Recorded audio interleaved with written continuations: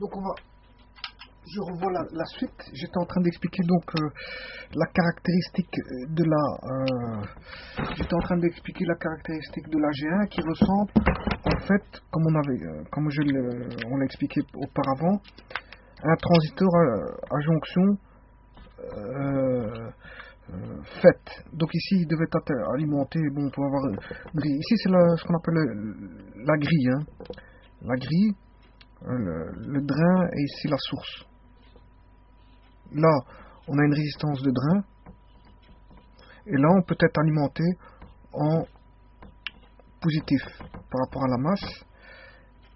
Voilà. Et ici, bon, on peut mettre une résistance de source ou aller directement à la masse. Et ici, bon, je peux mettre une résistance de grille et mettre... Mais là, je dois mettre du négatif. Hein. Du négatif, absolument. Donc la grille est commandée de manière négative, tout comme ici la grille est commandée de manière négative. La grille est ici commandée de manière négative. Alors, on va voir justement cet aspect-là des choses. En fait, cette grille de commande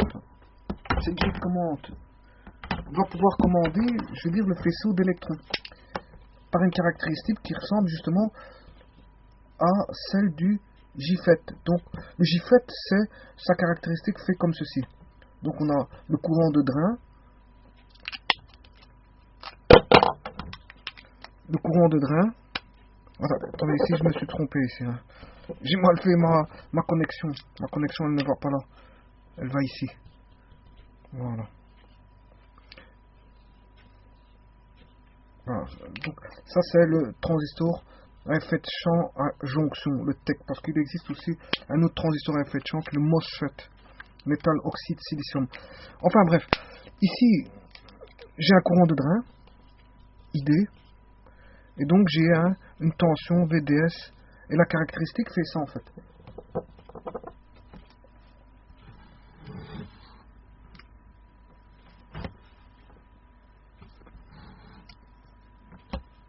Donc la caractéristique c'est ID VDS.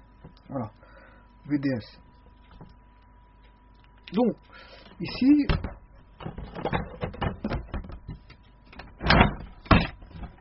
cette caractéristique ID VDS est la même que celle de la commande de la grille, entre la grille et la cathode. Bon, on avait dit que la cathode était négative, mais comme elle était moins négative que la grille, donc elle devenait comme si on avait une anode. C'est comme si on avait une anode. Bon, alors,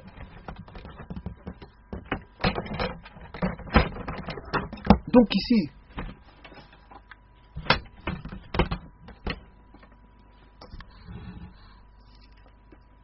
c'est comme si j'avais une anode. Et là, une tension de commande.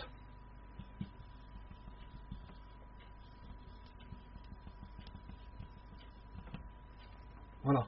Donc c'est comme si on avait l'anode, alors que c'est une cathode. Hein. Attention, la cathode est une tension constante, mais comme elle est positive par rapport à la grille, c'est comme si elle devenait une anode.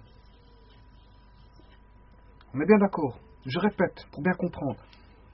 On a affaire à une cathode, mais comme la tension est moins négative que la grille, c'est comme si on avait une tension d'anode par rapport à la grille. Alors ici, la tension de grille est variable, alors que la tension d'anode de la cathode est constante. Voilà. Donc, et comme on connaît la caractéristique qui ressemble à celle d'un JFET, on peut écrire que le courant d'anode de la grille, en fonction de la tension de grille, sera la même caractéristique qu'une JFET. Et là, c'est ce qu'on appelle la tension d'anode, donc la tension de la cathode. La tension de la cathode. Tension d'anode sera la tension de la cathode, qui elle est constante. La tension d'anode, qui est la tension de cathode, est constante. Bon, voyons voir maintenant. Si la tension d'anode, qui est la tension de cathode, supposons, on invente, elle soit de moins 5 volts. et que la tension de gris est de moins 7 volts. Voilà, on a une caractéristique qui va nous donner un courant anodique. J'ai un VG1 de moins 7 volts. Donc, ce qui veut dire que si moins 7, supposons que je mette moins 7 ici. Hein. Moins 7 est ici. Voilà. Moins 7 est ici. La caractéristique étant comme ceci, par exemple. Elle est exponentielle, en fait. Hyperbolique, pardon. Hyperbolique, c'est une hyperbole. Voilà. Supposons qu'on a moins 7. Ben, on a un courant d'anode. IA1. Maintenant, toujours pour une tension d'anode qui est la tension cathode, en fait, la tension de cathode, ben, le VG1, s'il passe, je commande non plus avec moins 7 volts, mais je mets moins 4 volts.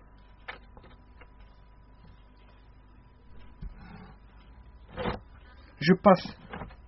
La tension de cathode ne change pas. La tension de cathode ne changeant pas, mais je module la tension de gris pour moduler le courant d'anode. Eh bien, si je mets moins 5 volts au niveau de la grille,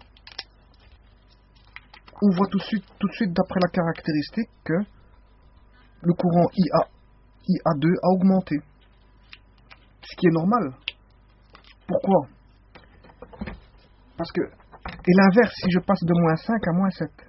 Parce que si je passe de moins 5 à moins 7, ça veut dire que je deviens plus négatif. Si je deviens plus négatif, les électrons étant négatifs, je freine les électrons. Alors, plus ça devient négatif au niveau de la grille,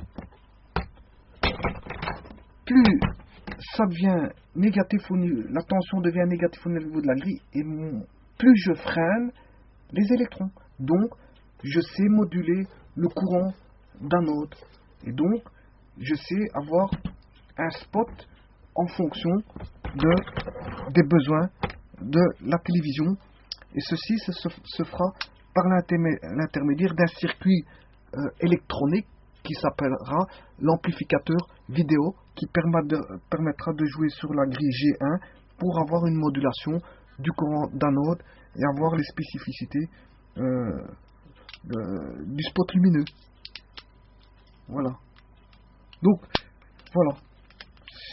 Donc, en passant d'une tension moins négative à une tension plus négative au niveau de la tension de grille, ça me permet de moduler le courant d'anode. Oui, le courant d'anode. Ceci étant bien sûr la tension d'anode qui est la tension cathode, comme on a dit, hein, ceci. Tension d'anode est la véritable tension cathode. Et alors bon, si je ne prends pas moins 5 volts, ben, il y a différents types de caractéristiques en fonction de la tension cathode, bien sûr. Hein.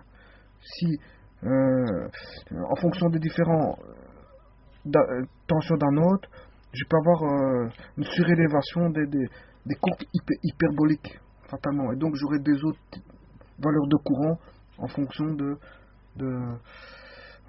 la caractéristique V anode, qui est ici V cathode en fait. Voilà. Donc à partir de la commande d'une tension de grille, la G1 sert à permettre de moduler à partir d'une tension de grille le courant anodique. Et je l'ai dit, il se fera via un amplificateur de balayage qui pourra ainsi moduler l'intensité lumineuse de l'image tout au long des balayages, parce qu'on fera des balayages successifs par après, et je montrerai comment. Voilà, je vous remercie.